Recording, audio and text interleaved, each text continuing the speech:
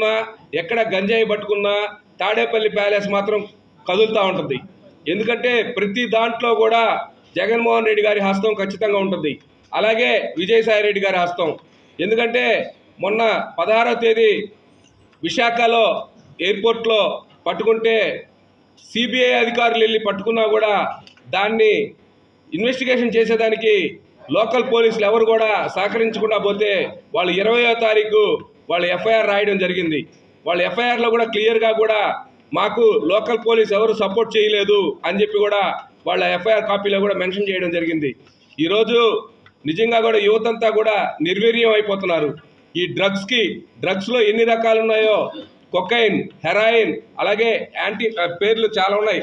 నిజంగా కూడా ఇన్ని పేర్లు ఉన్నాయని కూడా నేను విద్యార్థి నుంచి రాజకీయాల్లో ఉన్నా కూడా ఇవన్నీ పేర్లు కూడా నేను వినలా. ఎందుకంటే ఆ డ్రగ్స్ గురించి అంత ఘోరాతి ఘోరంగా 16వ తేదీ పట్టుకున్న కంటైనర్ని 20వ తేదీ చేస్తే ఆ మెయిన్ దానికి సంబంధించిన వ్యక్తులు ఎవరైతే ఉన్నారో కూనం ప్రభాకర్ రావు, కూనం పూర్ణచంద్రరావు గారు, అలాగే కూనం వీరభద్రరావు గారు, వాళ్ళందరూ కూడా వైసీపీ వ్యవస్థాపకులే, వాళ్ళందరూ కూడా వైసీపీ నాయకులే.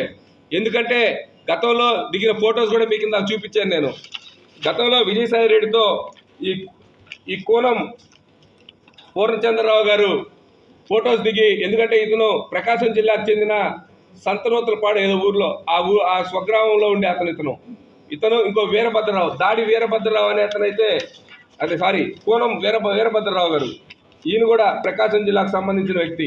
ఈయన కూడా జగన్ రెడ్డి గారికి ఫ్లెక్సీలు వేయడం ఇవన్నీ కూడా జరుగున్నాయి. కాబట్టి వీళ్ళందరికీ కూడా సత్సంబంధాలు ఉన్నాయని చెప్పి ఎప్పుడైతే తెలిసిందో తాడేపల్లి ప్యాలెస్ ఒక్కసారిగా వణికింది.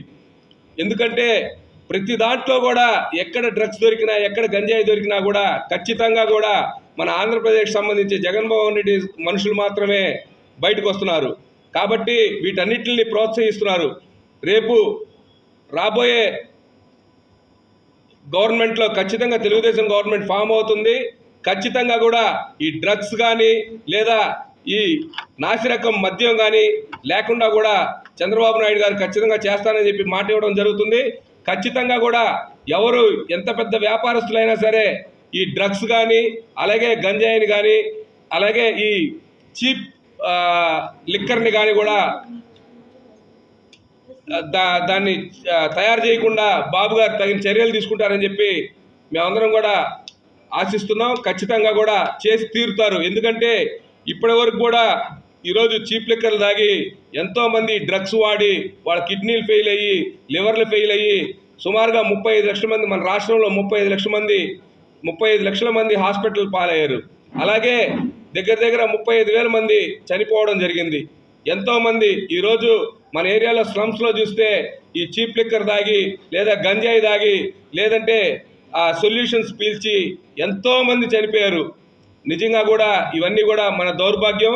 కాబట్టి రేపు ఖచ్చితంగా రేపు రాబోయే ఎలక్షన్స్లో ప్రభంజనం వేస్తుంది. వాళ్ళు వైనాట్ 175 అంటున్నారు, మేము వైనాట్ మీ పులివెందల అని అంటున్నాం మేమైతే ఖచ్చితంగా. ఎందుకంటే ఈరోజు తెలుగుదేశం పార్టీ, అలాగే భారతీయ జనతా పార్టీ, అలాగే జనసేన పార్టీతో మేము ముందుకెళ్తున్నాం. ఖచ్చితంగా వాళ్ళని ప్రతిపక్షానికైతే మాత్రం కొంతమందిని అయితే ఉంచడం జరుగుతుంది. ఎందుకంటే ప్రతిపక్షం లేనిదే అసెంబ్లీ ఉండదు కాబట్టి, అసెంబ్లీలో బాగుండదు కాబట్టి ఖచ్చితంగా వాళ్ళకి ప్రతిపక్షం ఇస్తాం. వాళ్ళని ఎంత అవమానపరచాలో లేదా వాళ్ళు ఎన్ని ఎదురు చెప్పిన దానికి ఏదైనా న్యాయంగా మాట్లాడితే దాన్ని ఖచ్చితంగా సపోర్ట్ చేసి ఆ పనులని వాళ్ళు అడిగిన పనులు కూడా చేసే అవకాశం ఉంటుంది. వాళ్ళు ఏదన్నా అనధికారికంగా పలాని ఏం అడిగితే కూడా వాటిని మనం తిప్పికొట్టేదానికి ఖచ్చితంగా మనకి అసెంబ్లీ ఉండాలి. కాబట్టి ఖచ్చితంగా వాళ్ళు ఇచ్చేస్తాం. రేపు వైనాట్ 175లో వైనాట్ పులివెందలు మాత్రం ఉండదు. పులివెందల్లో జగన్మోహన్ రెడ్డి గెలిచే పరిస్థితి లేదు.